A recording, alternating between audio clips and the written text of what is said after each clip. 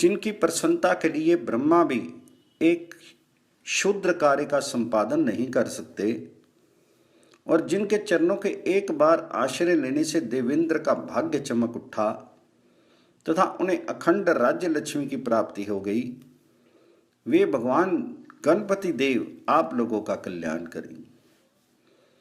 जो ब्रह्मा के जिह्वा अग्रभाग पर स्थित निरंतर सिंहासन आसीन रहती है और जिनके चरण नाक की चंद्रिका से प्रकाशित होकर शब्द ब्रह्म का समुद्र विद्वानों के हृदय पर नृत्य करता है, वे भगवती सरस्वती आप सबका अनंत कल्याण करें। भगवान शंकर का ध्यान कर, भगवान विष्णु कृष्ण की स्तुति कर और ब्रह्मा जी को नमस्कार कर तथा सूर्य देव एवं अग्निदेव को प्रणाम कर इस ग्रंथ का वाचन करना चाहिए।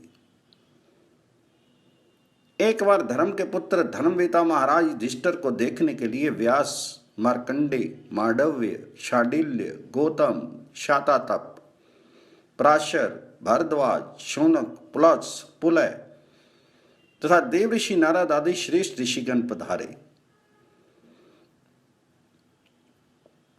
उन महान तपस्वी एवं वेद वेदांग पारंगत ऋषियों को देखकर भक्तिमान राजा युधिष्ठिर ने अपने भाइयों के साथ प्रसन्नचित्त होकर सिंहासन से उठकर भगवान श्री कृष्ण तथा पुरोहित धौम्य को आगे करके उनका अभिवादन किया और आचमन तथा पाद्य आदि से उनकी पूजा करके आसन प्रदान किया। उन तपस्वियों के बैठने पर विनय से अवगत हो महाराज युधिष्ठिर ने श्री वेद व्यास से कहा, भगवान आपके प्रसाद से मैंने ये महान राज्य प्राप्त किया तथा दुर्योधन आदि को परास्त किया, किंतु जैसे रोगी को सुख प्राप्त होने पर भी वह सुख उसके लिए सुख कर नहीं होता, वैसे ही अपने बंधु बांधवों को मारकर ये राज्य सुख मुझे प्रिय नहीं लग रहा है। जो आनंद वन में निवास करते हुए कंदमूल तथा फलों के भक्षण से प्राप्त होता है, वह सुख शत्रुओं को जीतकर संपूर्ण पृथ्वी का राज्य प्राप्त करने पर भी नहीं होता। जो भीष्म पिता में हमारे गुरु, बंधु, रक्षक, कल्याण और कवच रूप थे, उन्हें भी मुझ जैसे पापी ने राज्य के लोभ से मार डाला। मैंने बहुत विवेक शून्य कार्य किया है, मेरा मन पाप पंख में लिप्त हो गया है। भगवान आप कृपा करके अपने ज्ञान रूपी जल से मेरे अज्ञान तथा पाप पंख को धोकर सर्वथा निर्मल बना दीजिए और अपने प्रज्ञा रूपी दीपक से मेरा धर्म रूपी मार्ग प्रशस्त कीजिए।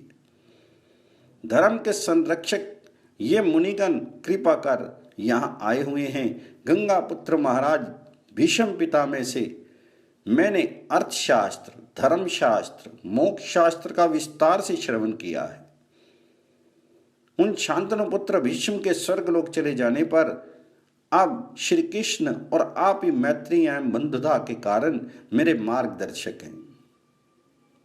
व्यास जी बोले, राजन आपको करने योग्य सभी बातें मैंने, पिता में भीष्म ने, महर्षि मार्कंडेय, धौम्य और महामुनि लोमश ने बता दी हैं। आप धर्मज्ञ, गुणी, मेधावी तथा धीमान पुरुषों के समान हैं। धर्म और अधर्म के निश्चय में कोई भी बात आपको अज्ञात नहीं है। ऋषिकेश, भगवान श्री कृष्ण के यहाँ उपस्थित रहते हुए धर्म का उपदेश करने का साहस कौन कर सकता है, क्योंकि ये ही संसार की सृष्टि, स्थिति तथा पालन करते हैं एवं प्रत्यक्षदर्शी हैं।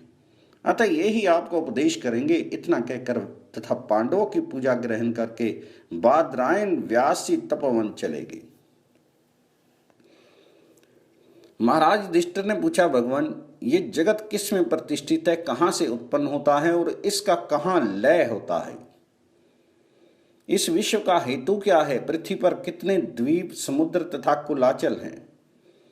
पृथ्वी का कितना प्रमाण है, कितने भवन हैं? इन सब का आप वर्णन कीजिए। तो भगवान श्री कृष्ण ने कहा, महाराज आपने जो पूछा है वह सब पुराण का विषय है, किंतु संसार में घूमते हुए मैंने जैसे सुना और जो अनुभव किया है उसका संक्षेप में मैं वर्णन करता हूँ।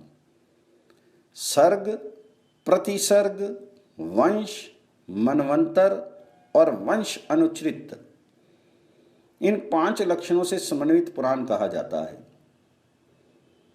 अनघ, आपका प्रश्न इन 5 लक्षणों में से सर्ग अर्थात सृष्टि के प्रति ही विशेष रूप से संबंध है, इसलिए इसका मैं संक्षेप में वर्णन करता हूं। अव्यक्त प्रकृति से महतत्व बुद्धि उत्पन्न हुई। महतत्व से त्रिगुणात्मक अहंकार उत्पन्न हुआ और अहंकार से पंच तन्मात्रा, पंच तन्मात्राओं से 5 महाभूत और इन भूतों से चराचर जगत उत्पन्न हुआ। स्थावर जंघात्मक अर्थात चराचर जगत के नष्ट होने पर जल मूर्ति में विष्णु रह जाते हैं, अर्थात सर्वत्र जल परिव्याप्त है। उससे भूतात्मक अंड उत्पन्न हुआ। कुछ समय के बाद उस अंड के 2 भाग हो गए, उसमें से एक खंड पृथ्वी और दूसरा भाग आकाश हुआ। उसमें जरायु से मेरु आदि पर्वत हुए, नाड़ियों में नदी आदि हुई। मेरु पर्वत 16,000 योजन भूमि के अंदर प्रविष्ट है और 84,000 योजन भूमि के ऊपर है। 32,000 योजन मेरु के शिखर का विस्तार है। कमल स्वरूप भूमि की कर्णिका मेरु है। उस अंड से आदि देवता आदित्य उत्पन्न हुए, जो प्रातः काल में ब्रह्मा, मध्याह्न में विष्णु और सायंकाल में रुद्र रूप में अवस्थित रहते हैं। एक आदित्य ही 3 रूपों को धारण करते हैं। ब्रह्मा से मरीचि, अत्रि, अंगिरा प्लस पुलय, क्रतु, भृगु, वशिष्ठ और नारद, ये 9 मानस पुत्र उत्पन्न हुए। प्राणों में इन्हें ब्रह्मपुत्र कहा गया है। ब्रह्मा के दक्षिण अंगूठे से दक्ष उत्पन्न हुए और बाएं अंगूठे से प्रसूति उत्पन्न हुई। दोनों दंपति अंगूठे से ही उत्पन्न हुए। उन दोनों से उत्पन्न हर्यश्व आदि पुत्रों को देव ऋषि नारद ने सृष्टि के लिए उद्यत होने पर भी सृष्टि से विरत कर दिया। प्रजापति दक्ष ने अपने पुत्र हर्यश्व को सृष्टि से विमुख देखकर सत्या आदि नाम वाली 60 कन्याओं को उत्पन्न किया और उनमें से उन्होंने 10 धर्म को, 13 कश्यप को, 27 चंद्रमा को, 2 बाहुपुत्र को, 2 कृष्याश्व को, 4 अरिष्टनेमी को, 1 भृगु को और 1 कन्या शंकर जी को प्रदान की। फिर इनसे चराचर जगत उत्पन्न हुआ। मेरु पर्वत के 3 श्रृंगों पर ब्रह्मा, विष्णु और शिव की क्रमशः वैराज, बैकुंठ तथा कैलाश, ये 3 पुरियां हैं। पूर्व आदि दिशाओं में इंद्र आदि दिक्पालों की नगरियां हैं। हिमवान, हेमकूट, निषद, मेरु, नील, श्वेत और श्रृंगवान, ये 7 जम्बूद्वीप में कुल पर्वत हैं। जम्बूद्वीप लक्ष्य योजन प्रमाण वाला है। इनमें 9 वर्ष हैं। जम्बू, शाक, कुश, क्रौंच, शाल्मली, गोमद तथा पुष्कर, ये 7 द्वीप हैं। ये 7 द्वीप 7 समुद्रों से परिवेष्टित हैं। क्षार, दुग्ध, इक्षुरस, सुरा, दधि, घृत और स्वादिष्ट जल के 7 समुद्र हैं। 7 समुद्र, 7 द्वीप एक की अपेक्षा एक द्विगुण हैं। भूरलोक, भवलोक, स्वर्लोक, मैलोक, जानलोक, तपलोक और सत्यलोक, ये देवताओं के निवास स्थान हैं। 7 पाताल लोक हैं: अतल, महातल, भूतल, सुतल, वितल, रसातल तथा तलातल। इनमें हिरण्याक्ष आदि दानव और वासुकी आदि नाग निवास करते हैं। सिद्ध और ऋषिगण भी इनमें निवास करते हैं। संभव, स्वारोचिष, उत्तम, तामस, रैवत और चाक्षुष, ये 6 मनु व्यतीत हो चुके हैं। इस समय वैवस्वत मनु वर्तमान है। उन्हीं के पुत्र और पौत्रों से ये पृथ्वी परिव्याप्त है।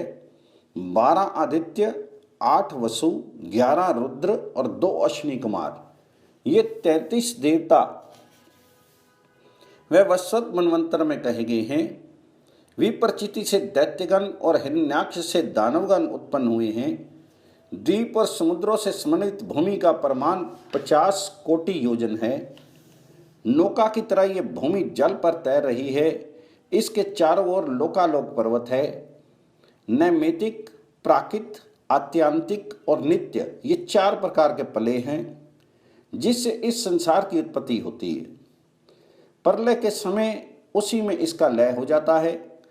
जिस प्रकार ऋतु के अनुकूल वृक्षों के पुष्प, फल और फूल उत्पन्न होते हैं, उसी प्रकार संसार भी अपने समय से उत्पन्न होता है और अपने समय में लीन हो जाता है। संपूर्ण विश्व के लीन होने पर उसके बाद महेश्वर वेद शब्दों के द्वारा पुनः इसका निर्माण करते हैं। हिस्त्र अहिस्त्र, मृदु क्रूर, धर्म अधर्म, सत्य असत्य आदि कर्मों से जीव अनेक योनियों को इस संसार में प्राप्त करते हैं। भूमि जल से जल, तेज से तेज, वायु से वायु, आकाश से वेष्टित है। आकाश अहंकार से अहंकार, महतत्व से महतत्व, प्रकृति से और प्रकृति उस अविनाशी पुरुष से व्याप्त है। इस प्रकार के हजारों अंड उत्पन्न होते हैं और नष्ट होते हैं। सुर, नर, किन्नर, नाग, यक्ष तथा सिद्ध आदि से समन्वित चराचर जगत नारायण की कुक्षी में अवस्थित है। निर्मल बुद्धि तथा शुद्ध अंतःकरण वाले मुनिगण इसके बाह्य और आभ्यंतर रूप को देखते हैं तथा परमात्मा की माया ही उन्हें जानती है।